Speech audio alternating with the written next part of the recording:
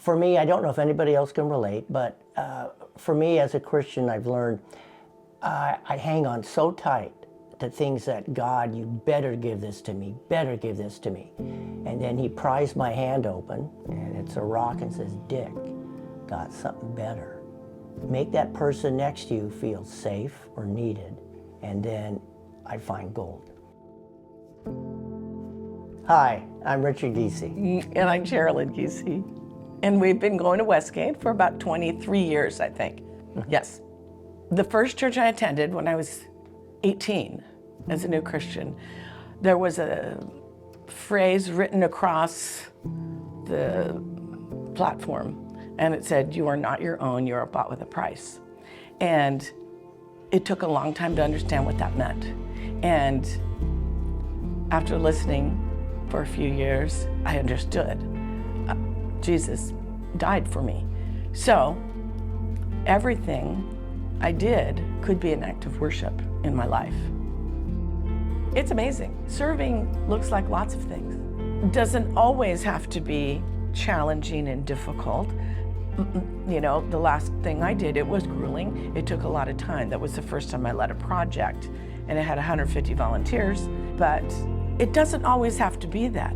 You could be shoveling timbark. You could plant roses. You could trim roses. I mean, there are millions of things to do, limitless, that don't have to be grueling. But I'll tell you, the result is joy, like unstoppable joy.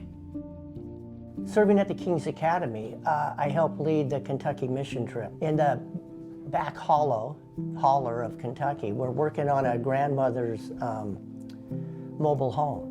And her 6-year-old granddaughter, Zoe, is running around. And we have 6 King's kids, Geraldine and I, and they pack us lunches with like a bologna sandwich and an old banana.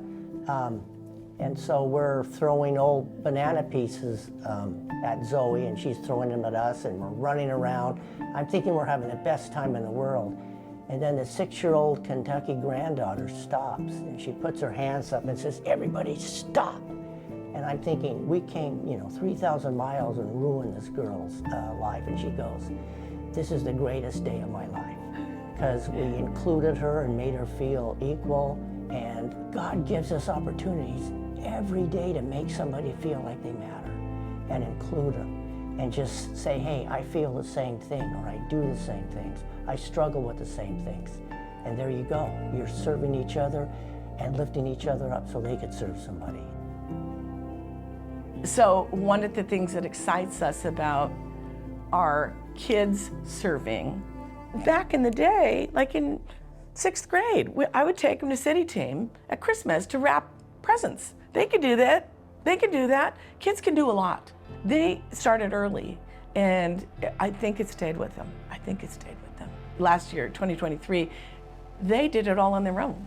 And it was our son, Andrew, was his sub-lead. Our son-in-law, Philip, led a project at a school. So we were both like, if we had buttons, they would have popped off. It's like, but it was, thank you, Jesus, because you stirred that in them.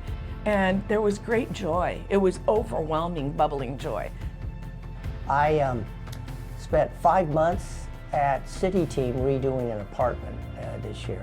That was ransacked when we first got it. There was literal urine and blood all over, and we had to start from scratch. It was supposed to be done in like 3 months. I had 3 facilities guys from City Team, James, Jim, and Kevin, that I would work with. We were acquaintances, even rivals a little bit, and then we became friends and then brothers together through all the toil. So serving's hard, but at the end you're going to realize the things that God has for you. It's not a rock that you want to hold on to. It's gold that he has for you. And it's in a relationship, friendship, which is eternal. So when you step out of the comfort zone and get sweaty, maybe bloody, get knocked around, at the end of it is like, oh, other people feel like me. And we had joy together. We can embrace each other.